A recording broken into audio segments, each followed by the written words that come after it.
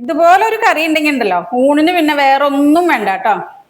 Hi, ഇന്ന് നമ്മളെ വളരെ സിമ്പിളായിട്ട് ഒരു കുമ്പളങ്ങയും കൊണ്ടാട്ടമുളകും കൂടി ഒരു മോരുകറിയാണ് കേട്ടോ ഉണ്ടാക്കാൻ പോണേ. അപ്പം നമുക്ക് അതിൻ്റെ റെസിപ്പി ഒന്ന് നോക്കിയാലോ.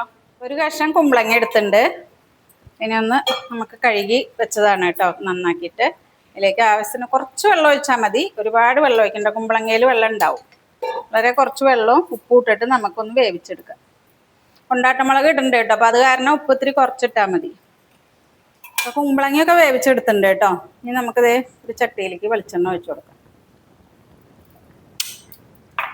വെളിച്ചെണ്ണ ഒന്ന് ചൂടാവട്ടെ. നമ്മളിത് കടുകാണ് കേട്ടോ ഇട്ട് കൊടുക്കണേ.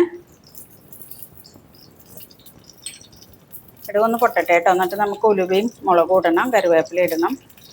നമുക്ക് കടുകും ഉലുവയും മുളകും ഇട്ട് കൊടുക്കാം കേട്ടോ, കടുകല്ല. പിന്നെ അതേ 2 പച്ചമുളക് കീറിയതാണ് കേട്ടോ. പച്ചമുളക് കീറാണ്ട് ഇട്ട് കഴിഞ്ഞാൽ പൊട്ടിത്തെറിക്കും. കറിവേപ്പില ഇട്ട് കൊടുക്കാം, മൂക്കട്ടെ. ഉലുവയൊക്കെ പൊട്ടി വന്നിട്ടുണ്ട് കേട്ടോ. നമ്മൾ ഈ വേവിച്ച് വെച്ച കുമ്പളങ്ങ അതിലേക്ക് ചേർത്ത് കൊടുക്കുന്നുണ്ട്. തീ ഓഫാക്കാം കേട്ടോ. തീ ഓഫാക്കിയിട്ടാണ് ഇനി ബാക്കി പരിപാടി. ഒന്ന് ചൂടാറണം. നമ്മൾ എടുത്ത് വെച്ചിരിക്കണതേ അധികം പുളിക്കാത്ത തൈര് കേട്ടോ, ഫ്രഷ് തൈരാണ്. അത് അതിൽ മിക്സ് ചെയ്ത് കൊടുക്കേണ്ടത്. തണുത്ത് കൂട്ടും. അതായത് ഒരുവിധം നന്നായി തണുത്തിട്ടാണ് നമ്മളിത് മിക്സ് ചെയ്യാൻ പാടുള്ളൂ. ഒന്ന് മിക്സ് ചെയ്ത് കൊടുക്കാം. ഇനി നമ്മൾ വറുത്ത് വെച്ചിരിക്കുന്ന കൊണ്ടാട്ടമുളക് ഇട്ട് കൊടുക്കുക. ഉപ്പ് നമ്മൾ കുറച്ചിട്ടിട്ടുണ്ട്. ഇനി ഈ കൊണ്ടാട്ടമുളകിൻ്റെ ഉപ്പ് ഇറങ്ങി വരും. അത് നോക്കിയിട്ട് പിന്നെ വേണമെങ്കിൽ മാത്രം ചേർത്താൽ മതി. വേണ്ടി വരില്ല. നമ്മൾ കുമ്പളങ്ങയ്ക്കുള്ള ഉപ്പ് നമ്മൾ ഇട്ട് കൊടുത്തിട്ടുണ്ട്. ഇനി ഒരു ലേശം ഒരു പിഞ്ച് ഉലുവാപ്പൊടി ഇട്ട് കൊടുക്കാം.